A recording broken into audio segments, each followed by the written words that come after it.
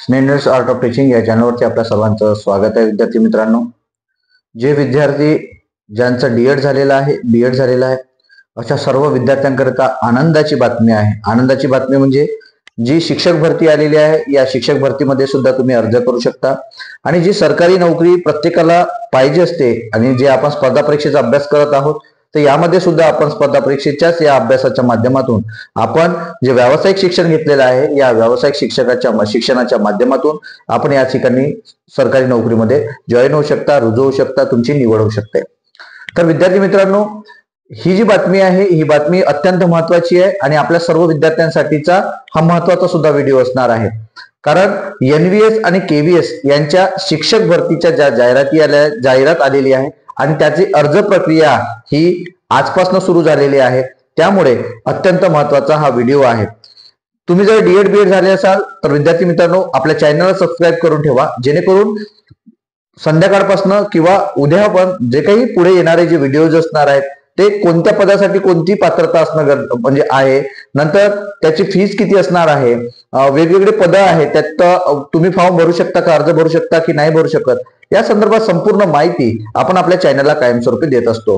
त्यामुळे चॅनलला सबस्क्राईब केलं नसेल तर सबस्क्राईब करून ठेवा. विद्यार्थी मित्रांनो, आपल्याला माहिती आहे की आपण महाराष्ट्रातील टीईटी परीक्षा, सीटीईटी परीक्षा सेंट्रलची जी आहे, आपलं डीएड झालाय, बीएड झालाय आणि आपण सरकारी नोकरीसाठी धडपडत असतो.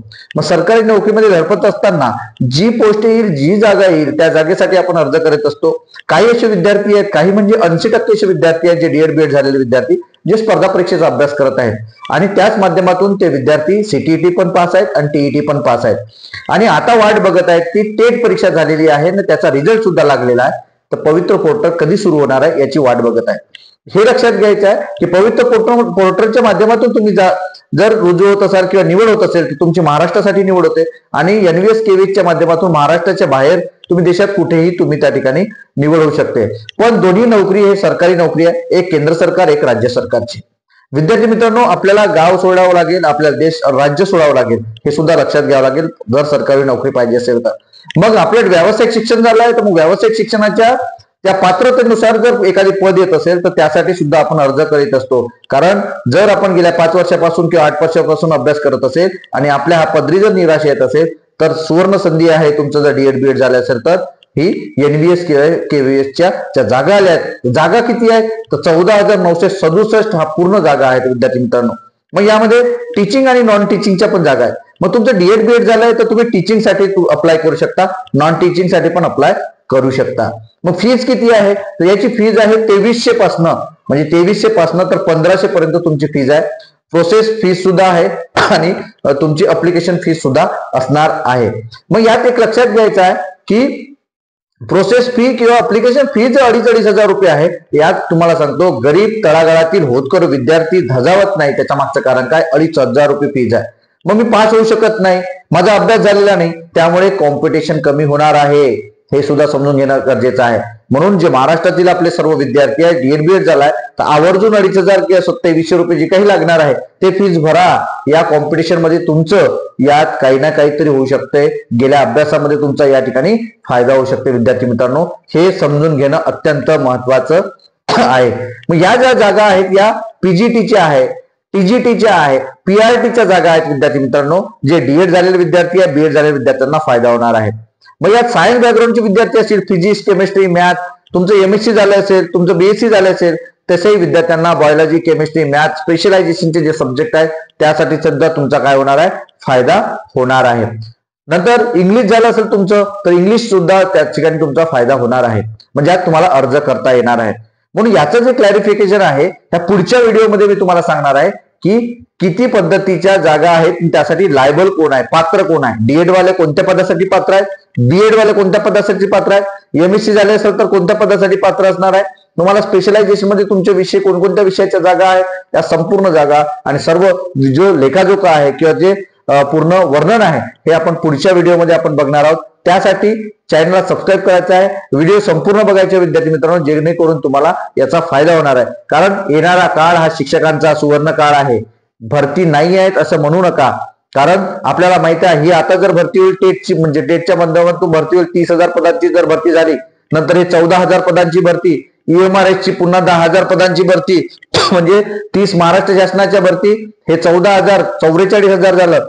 नंतर 10,000 जर आपण EMRS चे पकडले तर 54,000 झाले. पुन्हा जे पेसा क्षेत्रातील भरती आहेत किंवा बाकी जे भरती आहेत ते सुद्धा भरती होणार आहे. अधिसंख्य पदांची भरती, जे ट्रायबलच्या बोगस जे काही आदिवासी आहेत त्यांच्यासाठीच्या जे काही भरती होणार आहे ते सुद्धा भरती या ठिकाणी होणार आहे. विद्यार्थी मित्रांनो, हे सुद्धा समजून घेणं अत्यंत महत्वाचं आहे. त्यामुळं ही जी येणारे जे काळ आहे तो शिक्षकांचा सुवर्ण काळ असणार आहे. म्हणून डीएड झालेले, बीएड झालेले विद्यार्थी मित्रांनो, तुम्ही स्पर्धा परीक्षा करत असाल तर सीटीईटी, टीईटी पास करून ठेवा आणि इतर जे काही सिलेबस आहे NVS KVS चा हे सुद्धा तुम्ही लक्षात घेणं गरजेचं आहे. मग या दोन पद्धतीने ही परीक्षा होणार आहे.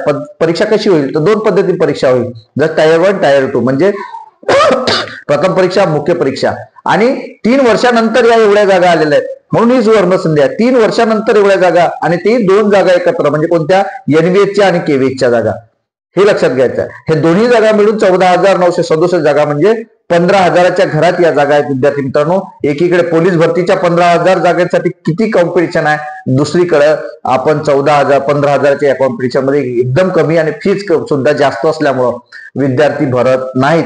म्हणून महाराष्ट्रातील सर्व विद्यार्थ्यांना आवाहन करतो की आपण सुद्धा KVS आणि NVS चा थोडाफार तरी अभ्यास करा आणि केंद्रीय विद्यालयामध्ये किंवा नवोदय विद्यालयामध्ये आपण शिक्षक म्हणून रुजवा, जेणेकरून तुम्हाला या संधीचा सुद्धा फायदा मिळेल आणि शासकीय नोकरी सुद्धा मिळणार आहे. विद्यार्थी मित्रांनो, हेच आजच्या याच्यासाठी सांगतोय तुम्हाला नेमकं याबद्दल काय वाटते, या जागेबद्दल काय वाटते, या पदाबद्दल काय वाटते, मी बोललो याच्याबद्दल तुम्हाला नेमकं काय वाटते हे कमेंट बॉक्समध्ये कळवा.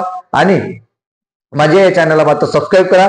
संध्याकाळचा जो व्हिडिओ असेल किंवा इथून पुढे जो व्हिडिओ असणार आहे ते जागेनुसार असणार आहे, तुमच्या एज्युकेशन नुसार असणार आहे की डीएड साठी कोणत्या जागा, बीएड साठी कोणत्या जागा असणार आहे, आणि नॉन टीचिंगचे जे काही पोस्ट आहेत ते पण मी तुम्हाला सांगणार आहे. यात कमिशनर पासूनच्या 18 पोस्ट आहेत टोटल, कमिशनर पासूनच्या नॉन टीचिंग पर्यंतच्या टोटल 18 पोस्ट आहेत.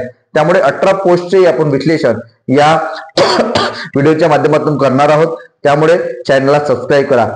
स्नेनिल्स आर्ट ऑफ टीचिंगची लिंक दिलेली आहे ग्रुप डिस्क्रिप्शन बॉक्समध्ये, त्या लिंकला जॉईन व्हा, जेणेकरून तुम्हाला हे पूर्ण नोटिफिकेशन सुद्धा त्यावरती दिसणार आहे. विद्यार्थी मित्रांनो, धन्यवाद.